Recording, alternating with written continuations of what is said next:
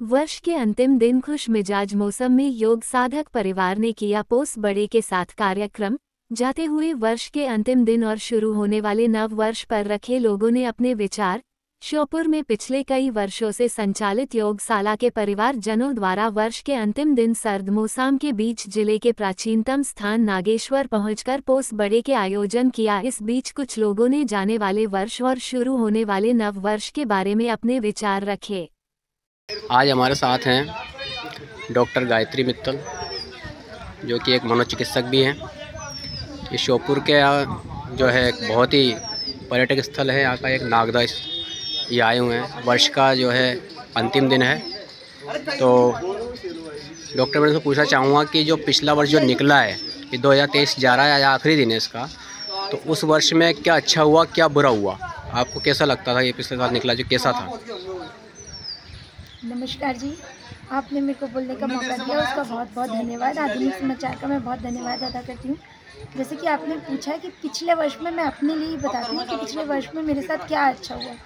मैंने श्योपुर में ज्वाइन किया 2023 में, मैंने ज्वाइन किया था 14 अप्रैल 2023 में। तो ये मेरे लिए बहुत सौभाग्यशाली विषय था कि मैंने अपने ही घर में, अपने होम टाउन में ज्वाइन किया एज ए साइकियाट्रिस्ट। तो पिछले वर्ष में ये मेरे साथ बहुत अच्छा हुआ और साथ में अपना ही सब कुछ स्टार्ट किया, अपने घर में आके रहे और यहीं पे हमने सेवाएं दी, सेवाओं को विस्तार किया और आज काफ़ी अच्छा विस्तार भी हो गया है। हमने 2 की ओपीडी से स्टार्ट किया था और आज हमारी ओपीडी 60-70 हो गई है। सरकारी में, प्राइवेट में भी अच्छी चल रही है। तो ये बहुत अच्छा हुआ। और नव वर्ष को मैं कैसे देखती हूँ, तो नव वर्ष, नई उमंग, नया उत्साह, सारा पिछला हमने रिफ्लेक्ट किया है। नए साल में जो हमने पिछले साल एनजीओ खोली थी, वो एनजीओ में हम ज़्यादा नहीं कर पाए। वो हमारा एक फॉल्ट रहा इस साल का, उसको हम इस नए 2024 में सुधारेंगे और उसको हम बहुत आगे लेके जाएंगे। यही हमारा वो लक्ष्य है। ये जो आप ये क्षेत्र में खड़ी हैं आज, ये बहुत ही प्राचीन स्थान है। नागदार बोलते हैं कि यहाँ पर जो है सुभाष चंद्र बोस ने भी अपना जीवन व्यतीत किया है। तो ऐसे पर्यटक स्थल को नए वर्ष के अंदर एक नया रूप मिले, उसके लिए आप क्या चाहेंगे? मतलब किस तरह का होना चाहिए यहाँ पर? जी बिल्कुल, इसको नया रूप मिलना चाहिए। यहाँ पे अभी तो हमारा मेडिकल कॉलेज भी खुल रहा है।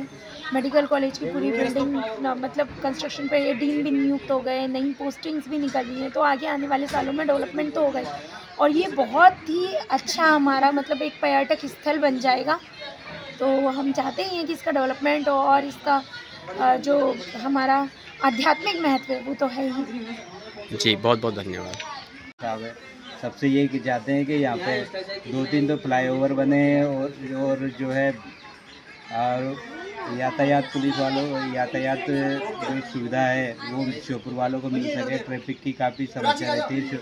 बाज़ार में हर रोज़ ट्रैफिक होते हैं, लेकिन ट्रैफिक वालों का पता नहीं रहता है। तो हम यही चाहते हैं कि ये थोड़े कर्मचारी जो श्योपुर में नए कर्मचारी आए हैं वो अपना काम ध्यान से करें और श्योपुर के लोगों का अच्छे से ध्यान रखें और श्योपुर की जनता के विकास के लिए ये आते हैं और लेकिन अपना विकास करके चले जाते हैं। तो ऐसा नहीं हो इसमें आने वाले वर्ष में। तो ये वाले साल में तुम क्या ऐसा चाहते हो श्योपुर में जो विकास हो सके, या फिर कुछ ऐसा नया कुछ? श्योपुर में ना मैंने कई जगह देखा है, जैसे कि रेंडमली मैं बहुत सारी गलियों में देखा है कि कचरा जो है बहुत ज़्यादा पड़ा रहता है और जैसे ही कोई मंत्री वगैरह आता है ना तो उन सबको साफ़ कर दिया जाता है और जैसे ही वो गया वैसे ही सारा दोबारा ढेर के ढेर। तो आई जस्ट वांट कि अगर ये सफाई होती रहे ना तो अपने श्योपुर में ना बीमारियां भी बहुत कम होगी। तो अगर ये सफाई हो जाए अच्छे से तो मतलब लोगों भी जो भी बीमारी वगैरह आती है इन सब के थ्रू वो भी कम हो जाएगी और पॉल्यूशन भी थोड़ा कम ही होगा।